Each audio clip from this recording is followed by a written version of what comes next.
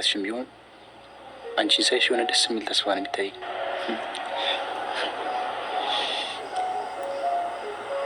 የወደፊት ልጆቻችን ሁሉም አይናቸው እንዳንቺ እንዲሆን እንፈልገው። ቤተነሽ አሁን እንሂድ። ግን እኔ ደክሞኛል እና እዛ ሌሊቲም ባሉ እንደዛ ካልሆነም አልሄድም። ኧረ ቅብጠት በቃ የሆኑ ድርዮች እንዳያገኙሽ። አልነበረችም ስልክ ምናምን አልደወልሽላትም? አልደወልኩም። ስልኳን ቤት ውስጥ ነው። ቆየት አባቷ ገባች። እሺ በቃ ቆይ ተረጋጊ። እኔ ወደማውቃቸው ሰዎች ይደውላሉ። ገነቴ ምን አድርጋ ነው? ለምንድን የተሰባሰባችሁት? ለብቻችሁ ወይ አንቺና እሷ መነጋገር አትችሉም ነበር? በይሉል እህቴ የሰራችው ስራ ቀላል አይደለም። እንዴት ትምህርት ሳትናገር ታቋርጣለች? ምን ትምህርቷን አቁማለች ስትይ አልገባኝም። የእኛ የልጅ ናት የማትማረው? ምን እያልሽ ነው? ማን ነው እንደዚህ ያለሽ?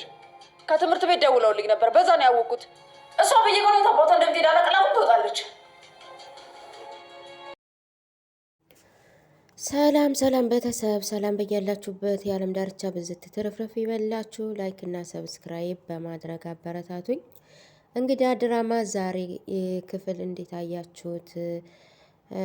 በጣም አሪፍ እየሄደ ነው እና ያው እኔ ብዙ ስማቸውንም ባላቃቸው፣ ነገር ግን ሉሊት የህንድ ልብስ መልበሷ እና በጣም ነው የተመቸኝ ማለት ነው።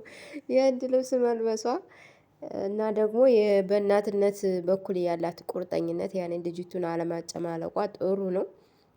ክፋቷን እንዳለ ሆኖ ነገር ግን ተመቸችኝ። ልጅቷን ልቀጣበት ያለችው መንገድ ማለት ነው። ልጇ ግን በጣም እንግዲህ ውስጧ ምን እንዳለ ባናቅም ግን የሆነ በቃ የሆነ የግላት የሆነ በራሷ የማትተማመን አይነት ልጅ ናት እና አለማዊ ነገር ብዙ የሚያጠቃት አይነት ልጅ ናት። እንግዲህ በውስጧ የያዘችው የሆነ ስህተት ወይ የሆነ ህመም ምናልባት ሊኖርባት ይችላል። ምናልባት ደግሞ ኑሮ ስለተመቻትም ነገሮችን እንደዚህ ዝም ብላ ቀለል አድርጋ ያየች ይመስለኛል። ወንድሟም በጣም በሳልና ስክን ያለ ልጅ ነው።